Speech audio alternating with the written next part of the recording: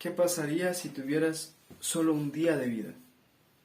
Yo sé que esta pregunta quizás alguna vez la hemos escuchado, quizás alguna vez nos lo hemos planteado, pero vamos, que no es una pregunta muy sencilla, inclusive pareciera que es una pregunta muy lejana, si acaso, que hacerse, ¿no? Porque, a ver, bueno, yo puedo hacer el ejercicio intelectual de pensar, ok, ¿qué pasaría si yo solo tuviera un día de vida? Bueno, muchas personas lo que harían es, o lo primero que pensarían es, bueno, tengo que disfrutar la vida, ¿no? Tengo que vivir la vida es una, y quizás debería estar, no sé, debería tomar una buena cerveza, debería ir, qué sé yo, a la discoteca. Hay personas que miran la virginidad o la castidad como una especie de deficiencia, ¿no? Como una especie de debilidad. Entonces, quizás una persona diría, bueno, yo no puedo salir de esta vida sin haber experimentado lo que es estar con una mujer o etcétera, pero inmediatamente se darían cuenta, bueno, pero es que si me queda solo un día de vida, a ver, las discotecas abren a la noche, hasta eso ya habría perdido la mitad del día, más de la mitad del día. ¿Para qué? Para emborracharme una hora y luego ¿qué? Bueno, me emborracho una hora y luego me olvido del resto y voy a disfrutar una horita cuando tengo solo un día de vida. ¿Qué voy a hacer? Bueno, perder el tiempo yendo a cualquier otro lugar indecente, donde se supone que está la diversión, donde se supone que está el disfrute de la vida. Y luego me doy cuenta que eso no va a satisfacerme de todas maneras, va a ser solo un pequeño momento. ¿Y si tengo solo un día de vida? No, no, si tengo solo un día de vida, mi familia, ¿no? Mi familia, no he hablado con mis papás de mucho tiempo, no les he dicho que los amo, no les he dicho que los quiero. Mis hijos, mi esposa, no sé, en ese momento una persona realmente se empezaría a plantear las cosas que valen verdaderamente y que son importantes verdaderamente en su vida. Deja tú la diversión y el disfrute y el entretenimiento. No vas a perder el tiempo viendo una película. No vas a perder el tiempo emborrachándote. No vas a perder el tiempo, no sé, si es que has vivido la vida así, en droga o en vicios o cosas semejantes. No vas a perder el tiempo en ese tipo de cosas, ¿no? Porque de todas maneras desperdiciarías todo el día que te queda. Y entonces uno empezaría a pensar, bueno, tal vez debería llamar a mi papá, tal vez debería decirle que lo perdono, o que me perdone, que ya no quiero estar enojado. ¿De qué vale estar enojado? Con mi mamá, con mi papá, ¿por qué voy a estar enojado? Hay personas que se enojan por la herencia. Hay personas que se enojaron porque quizás papá no hizo lo mejor que pudo, pero ya está. Me queda un día de vida. ¿Qué voy a hacer? Voy a seguir enojado. Voy a seguir guardando rencor. Creo que quizás inclusive voy a quedarme a hablar y decirle, bueno, papá, me faltó esto cuando yo era niño, creo que debieron suceder este tipo de otras cosas, pero ya está, yo quiero estar bien, yo quiero estar con ustedes, yo los amo. Y uno empezaría a llorar quizás por todas las cosas y todo el tiempo que desperdició en rencores, en envidias, en resentimiento. ¿Qué es resentimiento? Volver a sentir, resentir. Entonces, ¿qué es el resentimiento? Es cuando yo hago de ese dolor que me causaron un hábito. Y yo sigo volviendo a sentir una y otra vez y no puedo perdonar. ¿Y cómo le voy a perdonar? ¿Y para qué le voy a perdonar? Pero te queda un día de vida. Yo no diría, bueno, eso no va a pasar, ¿no? Un día de vida. No, eso no va a pasar. O sea, puedo hacer el ejercicio, pero no, ¿cómo me va a pasar a mí? Imposible que me pase a mí, pero lastimosamente a veces razonamos así y nosotros pensamos, bueno, esas cosas pasan en otro lado, ¿no? El divorcio, no, eso le pasa a otras familias, el engaño, la traición en el matrimonio, no, eso le pasa por allá al vecino, e inclusive ni siquiera al vecino, a una persona muy lejana que no conozco. El cáncer, no, eso, ¿cómo me va a pasar a mí? Que mi hijo salga, se escape de la casa y no vuelva. No, eso cómo me va a pasar a mí, eso en otras familias pasa, ¿no? Eso es como cosas muy escandalosas que es imposible que me pase a mí. Un accidente, también, ¿no? Imposible que me pase a mí. ¿Cómo me va a pasar a mí? ¿Cómo voy a perder yo la vida en un carro que después sucede un accidente? No, eso pasa en las noticias. Yo lo veo en las noticias, que tal persona fue secuestrada, que tal persona desapareció, que tal persona sufrió un accidente de tránsito y lastimosamente ya no está aquí. No, eso pasa en las noticias, eso pasa lejos de mí, hasta que pasa. Hasta que pasa. Que quizás en un examen habitual, ¿no? De chequeo, en un examen médico de rutina, de repente detectan que hay un pequeño tumor del tamaño de una moneda de 1 centavo, pero que está ahí. Que quizás hay un tumor benigno que todavía se puede tratar, que quizás se detecta cáncer y que de repente la vida cambia, es un baldazo de agua fría encima y que ahora las cosas van a cambiar y de repente uno tiene que entrar rápidamente y salir rápidamente del shock y entrar rápidamente a tratar de entenderlo. Cuando una persona enfrenta este tipo de cosas, bueno, ¿sabe qué? Hay oportunidad, todavía puede hacerse el tratamiento, es hora de empezar la quimioterapia, necesita ir, al menos aquí en Ecuador, necesita ir a Solca, necesita, bueno, si no tiene dinero y no es una persona de muchos recursos, bueno, va a tener que hacer un pollo solidario, va a tener que pedir un préstamo, seguramente otras personas le pueden ayudar, ahora hay algunas formas de conseguir el dinero, pero tiene que hacerlo. La medicina es cara, la medicina es difícil y la terapia es peor. Pero hay oportunidad. Pero ¿qué tal si no? ¿Qué tal si de repente el tumorcito del tamaño de 1 centavo se descubre que de hecho es del tamaño de una naranja? ¿Qué tal si es que se descubre que se ha extendido por todos lados del cerebro y que de hecho no queda mucho tiempo? Doctor, ¿cuánto tiempo? Mire, lamento la mala noticia. ¿Cuánto tiempo, doctor? 3 meses. 3 meses de vida. Y uno dice, ok, no creo que eso algún día pudiese pasarme, ¿no? Hay personas que les ha pasado. Porque la vida te cambia cuando tienes que estar en la sala de un hospital. Quizás tú no siendo la persona que está en cuidados intensivos, pero ¿qué tal si es tu hijo? ¿Qué tal si es tu padre? ¿Qué tal si es tu esposa, tu esposo? ¿Qué tal? ¿Cómo me voy a caer yo? ¿Cómo me voy a accidentar yo en el trabajo? ¿Cómo me voy a accidentar yo con la moto? Eso no me puede pasar a mí. No podría, ¿no? Eso le pasa a otras personas. Pero, ¿qué pasaría si solo tuvieras un día de vida? Quizás inmediatamente pensarías en las personas que más te importan en este mundo, pero ¿qué pasa cuando ya llegó el mediodía? ¿Qué pasa cuando ya llegaron las 3 de la tarde y ya hablaste con esas personas? Ya abrazaste a esas personas, ya perdonaste a esas personas, ya pediste perdón a esas personas. Quizás ya comiste tu último almuerzo, el más rico. Quizás ya estás pensando en qué vas a comer en la última cena, ¿no? Y de repente empiezas a pensar en Dios, sí. Bueno, tal vez, Dios, Padre, Señor, hace tiempo que no oro contigo, hace tiempo que no te hablo.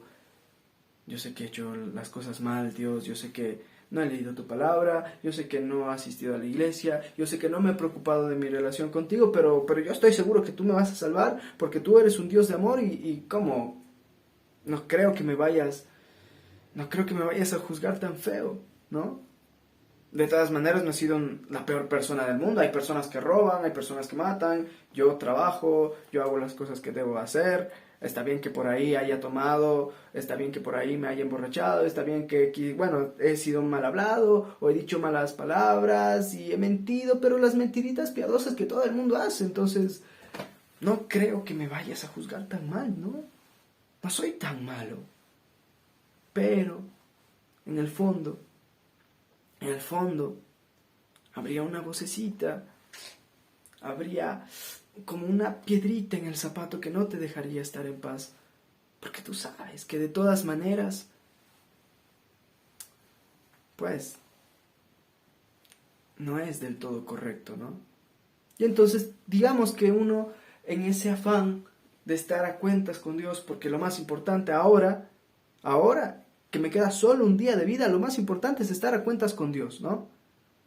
Mientras pensaba que la vida era algo que se daba por sentado, mientras pensaba que la vida era algo que nunca se iba a escapar de mis manos, porque pensaba que yo era el Señor de mi vida, porque ni siquiera pensaba en la muerte, porque qué escandaloso pensar en la muerte, ¿no? Más bien hay que pensar en la vida. ¿Cómo voy a pensar yo en la muerte? Eso lo hacen las personas depresivas, etcétera, pero no, yo vine aquí a disfrutar, a ser feliz, pero ahora que tengo solo un día de vida y que he dejado todas estas cosas que yo en el fondo de mi corazón sabía que es importante, pero lo voy a dejar para después. Pero ahora ya no puedo. Me queda un día de vida. Entonces, ¿qué pasa cuando yo, quizás intentando acercarme a Dios, decido abrir mi Biblia?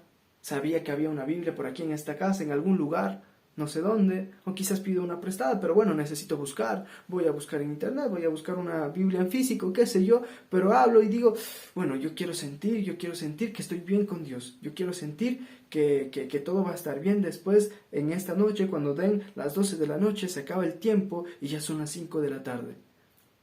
¿No?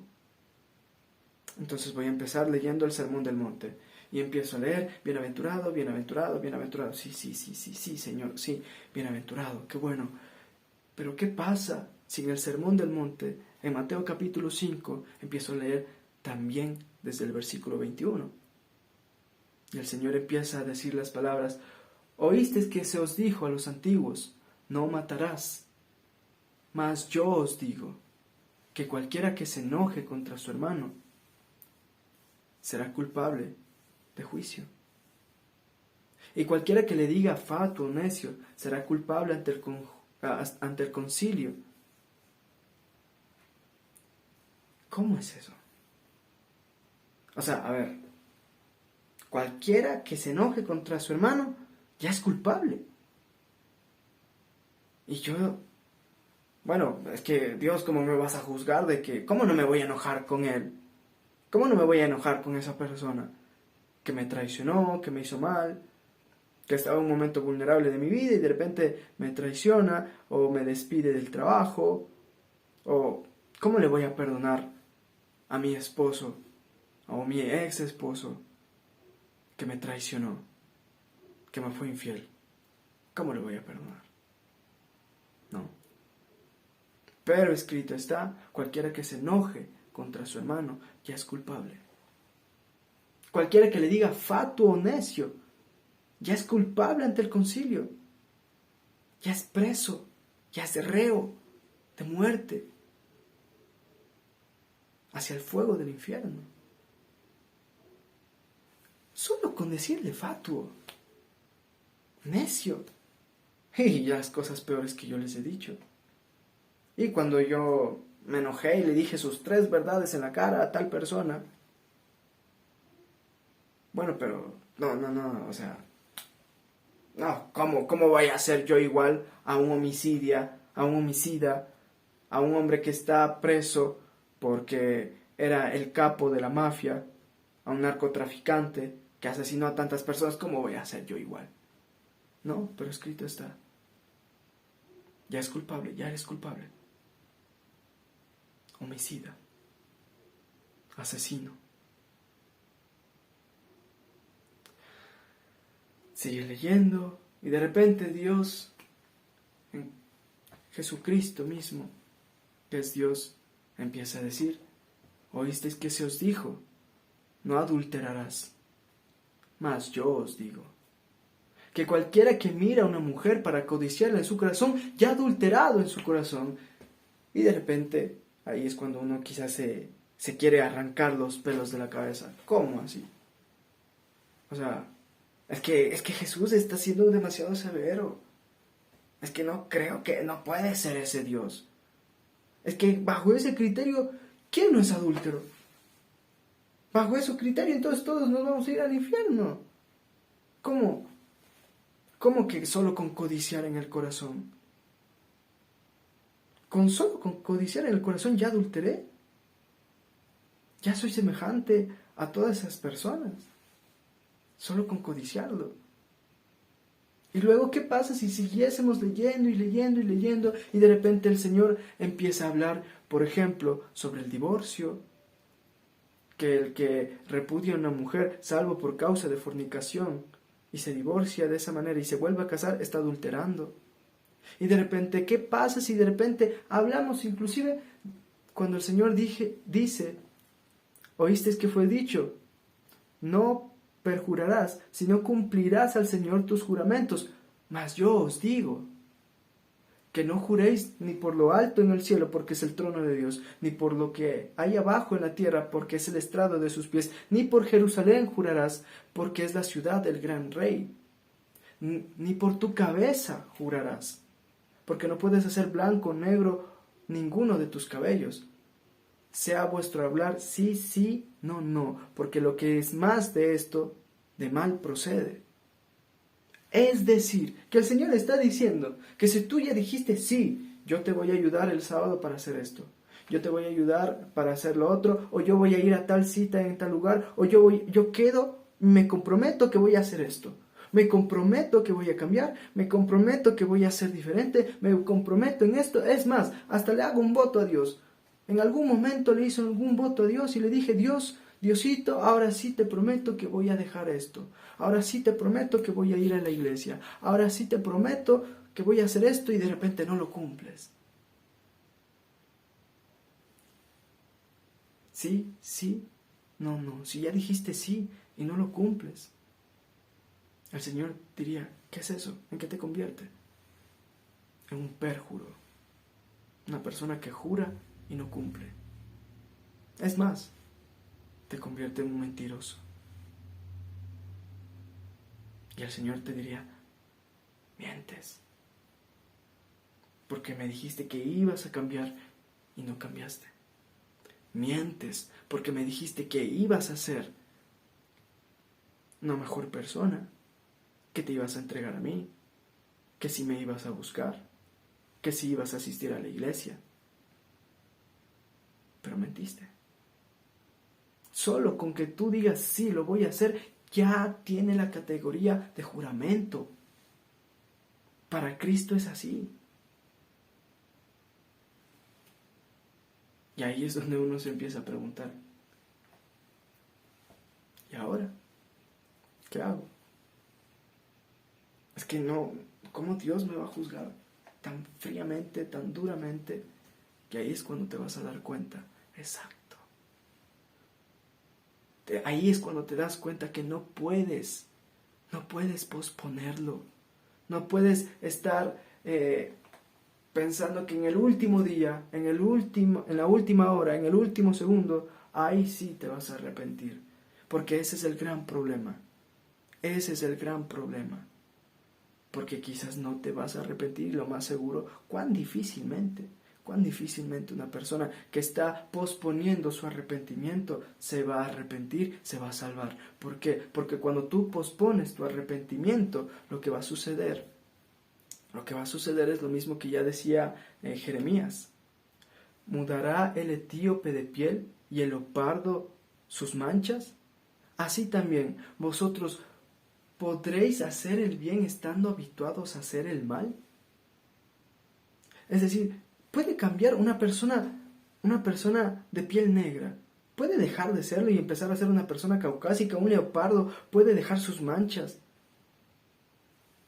y cambiar, no sé, a rayas. ¿Puede hacerlo? No, no puede, ¿Por qué? Porque cuando una persona pospone su arrepentimiento, significa que va acumulando pecados, pecados, pecados. Porque no es que está pecando una vez, está pecando de una manera extendida porque todo este tiempo está pecando, pecando, pecando, pecando, pecando hasta el día de su muerte.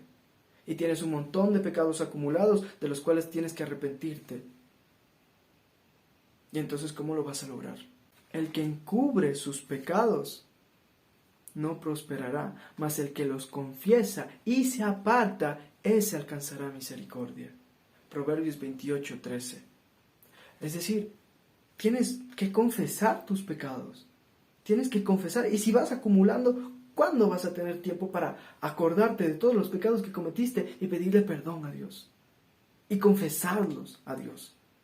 Para que alcances y te apartes y alcances misericordia. Va a ser bastante difícil ahí.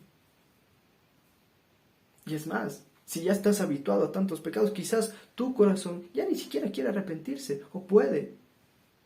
Porque ya estás tan habituado a eso, que tu corazón se ha convertido en una piedra, en un corazón duro.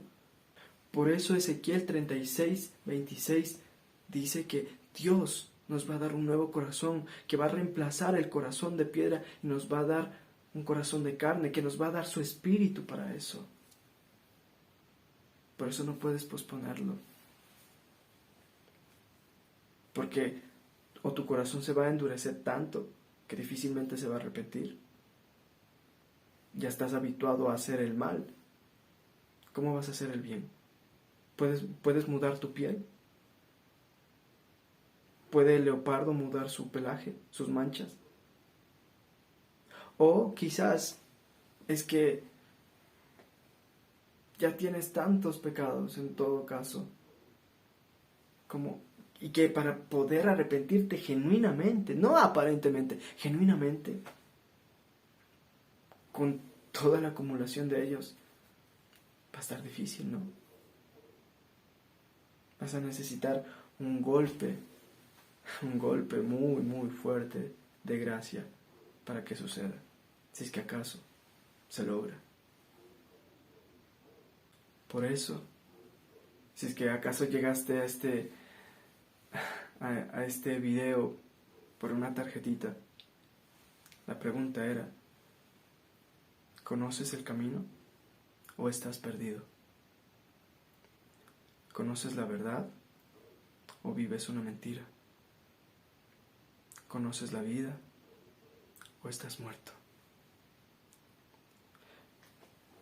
Juan capítulo 14, el versículo 6, si mal no recuerdo, nos dice que yo soy el camino, la verdad y la vida. Nadie llega al Padre sino por mí. Y por eso hacía la pregunta, ¿qué pasaría si solo tuviésemos un día de vida? Y la verdad es que no tenemos la vida comprada. No tenemos la vida comprada. Uno nunca piensa que va a estar en la sala de un hospital hasta que tienes que cuidar a una persona que está en cuidados intensivos, o tú mismo estás en cuidados intensivos. Y ahí empiezas a decir, wow, sí, tengo que ponerme a cuentas con Dios. Hay personas que les ha pasado eso y dicen, bueno, ahora sí tengo que cambiar, ahora sí nunca más voy a tomar, ahora sí voy a empezar a ir a la iglesia, ahora sí voy a empezar a leer la Biblia. ¿Qué harías tú? ¿Qué harías tú? Hoy es el día de salvación. Hoy debes buscar al Señor. Buscarlo en tanto está cercano. Porque el Señor te ha buscado. Porque el Señor te ama. Porque solo tienes que mirar a la cruz. Cuando nosotros vemos a la cruz, hay dos cosas que tú vas a ver cuando veas la cruz. Cuando verdaderamente veas la cruz. Todo el mundo sabe que Jesús fue crucificado. Todo el mundo. Todo el mundo. Tú lo sabes, yo lo sé, en todas las iglesias se sabe. Pero una cosa es saberlo y otra cosa es verlo. Verlo con ojos espirituales. Porque cuando tú ves a la cruz, tú no puedes pensar tan ligeramente sobre el pecado. Tú no puedes simplemente alzar los ojos a la cruz y decir, hoy qué triste. Porque si fuera tu hijo no reaccionarías así. Porque si fuera tu esposa no reaccionarías así. Porque si fuera tu papá no reaccionarías así. Piensa en la persona que más amas en esta tierra y luego imagínale sangrando en un pedazo de madera. No reaccionarías así. No, estarías con el corazón compungido, estarías con el corazón destrozado. ¿Cuántas personas en un velorio no se lanzan encima del ataúd y dicen no me dejes? Y gritan y lloran y hay sollozos y suspiran y alzan los ojos al cielo y preguntan ¿por qué? Pero cuando ves a Cristo no te causa nada, porque cuando ves a la cruz no estás viendo nada. Pero si verdaderamente vieras a la cruz y vieras con ojos espirituales a Cristo ahí, no podrías hablar tan ligeramente de tu pecado. No podrías decir, no, sí, despuesito cambio, despuesito voy a conocer el camino, despuesito voy a conocer la verdad, despuesito voy a ver la vida, voy a conocer la vida y despuesito me voy a entregar a Dios. Es porque estás viendo tu pecado de manera muy, muy ligera. Porque si verdaderamente vieras tu pecado, no estarías pensando en posponerlo. Porque sabrías que tu pecado le hizo eso a Él.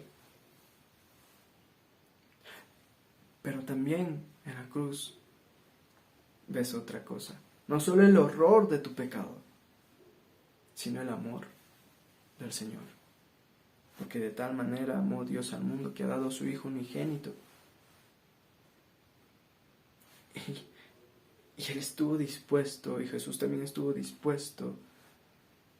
Y Él te ha amado desde siempre. Y yo creo que, la verdad, para ser sincero, a veces yo no dimensiono tanto esta parte y quizás porque uno se siente vulnerable, que Dios te ama.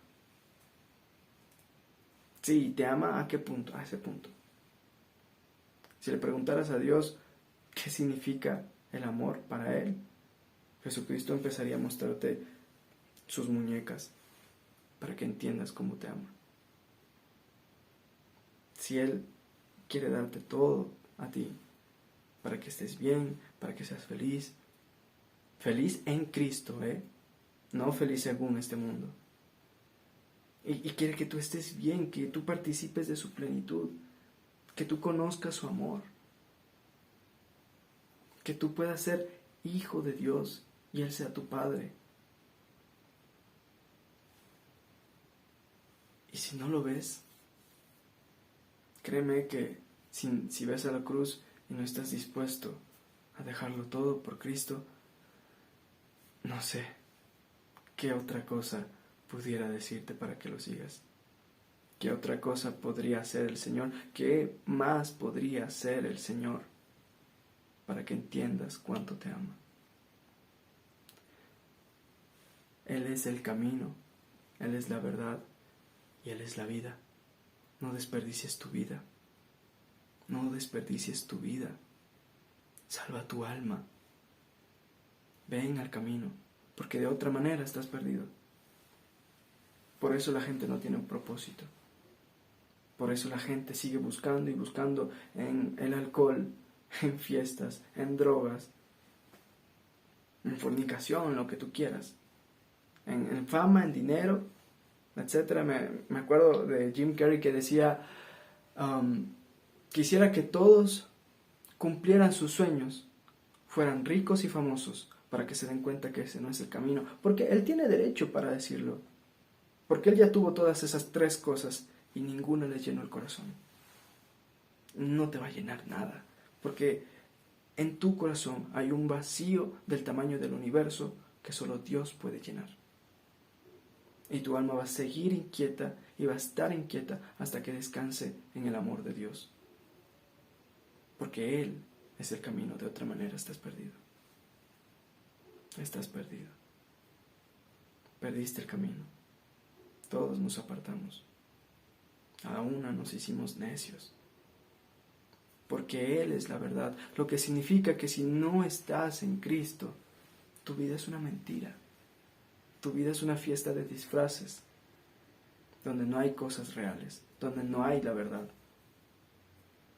Por eso, Hoy en día existe este vacío que la gente sabe que está ahí, que permanece, que no tiene seguridad.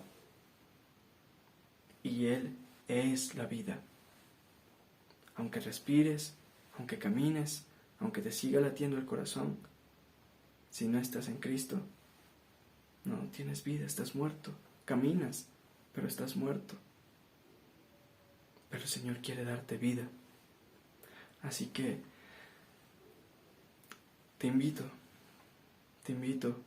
a que busques de Dios, a que creas en el Evangelio, a que te bautices para el perdón de tus pecados y a que seas fiel hasta el final. Dios quiere ser tu Padre, Dios quiere ser tu amigo, Dios quiere ser tu hermano, Dios quiere ser tu Señor, Dios quiere ser tu todo. Pero tú tienes que decir sí. Dios lo que espera de ti es eso. Dios lo que espera de ti es, si Él ya te ha dado la vida, y seguramente alguno tiene alguna anécdota para contar de cuando sintieron que Dios los estaba cuidando y los estaba protegiendo, y tú sabes que ha pasado eso. Y Dios te ha dado eso. Te ha dado la vida. Yo creo que ha llenado tu corazón también de bendiciones. Al menos no sé a quién pueda llegar a esto, pero el caso es que Dios ha estado ahí cuidándote. Y Dios ha estado llamándote. Y Dios ha estado buscándote. Lo que quiere el Señor de ti es un sí. Sí, Señor. Sí admito que soy un pecador. Sí quiero seguirte. Sí quiero esa vida. Sí quiero tu amor. Permíteme orar por ti. Padre, yo no sé a quién pueda llegar este video, ni a quién pueda llegar esta oración cuando la escuche.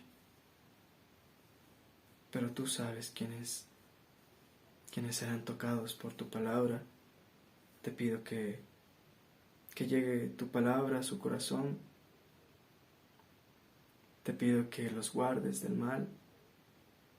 Te pido que nos ayudes a encontrar a más personas. Te pido, Padre, que tu palabra